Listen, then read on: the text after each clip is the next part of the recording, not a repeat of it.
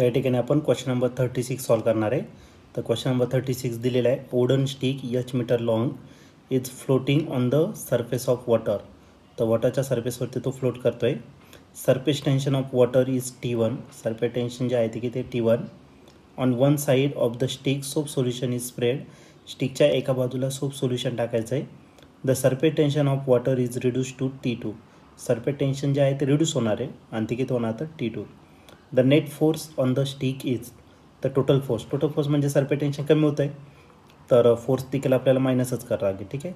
तर total force किती act होणार आहे तो फाईंड करायचा. तर हा क्वेश्चन 2022ला आलेला होता. तर याच्या 4 ऑप्शनपैकी फर्स्ट ऑप्शन आहे in bracket T1 - T2 bracket complete H. B option in bracket T1 + T2 bracket complete H. C option T1H / T2.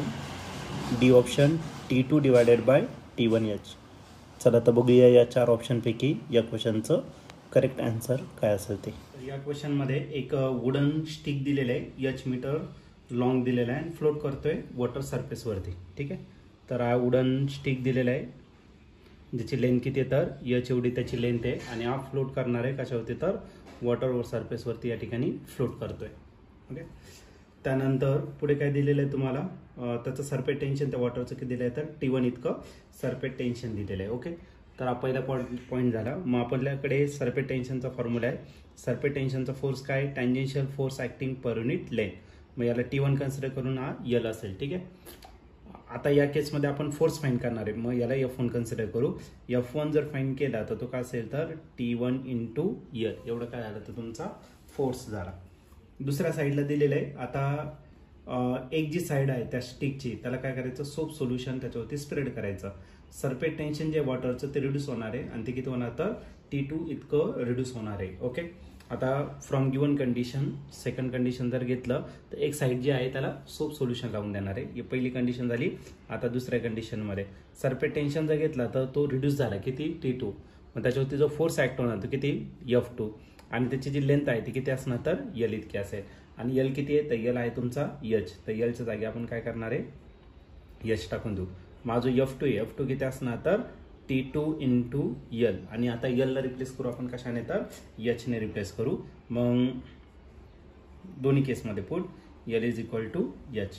माझं F1 आहे. F1 किती असेल T1 × H अँड F2 जर घेतला तर F2 किती असेल तर T2 × H. आता या केसमध्ये जेव्हा तुम्ही सोप सोल्युशन त्याच्यावरती स्प्रेड करता सरफेस टेन्शन त्या ठिकाणी काय होतं रिड्यूस होतं. सरफेस टेन्शन रिड्यूस होतं म्हणजे पहिलं सरफेस टेन्शन काय जास्त आहे. मग एक काम करा इक्वेशन 1 मधून इक्वेशन 2 काय करा मायनस करा. मग आपल्याला नेट फोर्स फाईंड करायचा आहे. नेट फोर्स म्हणजे टोटल फोर्स पण टोटल फोर्स म्हणजे ॲडिशन नाही करावं लागेल कारण की सरफेस टेन्शन कमी होते म्हणजे फोर्स पण या ठिकाणी करणार आहे कमी. म्हणजे F1 मायनस काय करावं लागेल तुम्हाला F2 करावं लागेल. आणि F1 जर घेतला तर तो काय असेल T1H आणि F2 जर घेतला तर तो T2H. या दोन्ही टर्ममधून काय कॉमन येणार H. मग करायला T1 - T2 आणि त्याच्या बाहेर जो घेणार आहे कॉमन तो काय घेतला तर आपण H घेतला. मग याच्यावरती जो force due to surface tension net force जो ॲक्ट होणार आहे तो असेल T1 - T2 ब्रॅकेटच्या बाहेर H. जर तुम्ही या ठिकाणी ऑप्शन जर चेक केलं तर ऑप्शन नंबर ए जो आहे तो या ठिकाणी करेक्टली मॅच होतोय. मग या क्वेश्चनचं जे आन्सर असणार आहे ते ऑप्शन ए असेल. ऑप्शन ए म्हणजेच काय तर T1 - T2 आणि ब्रॅकेटच्या बाहेर H.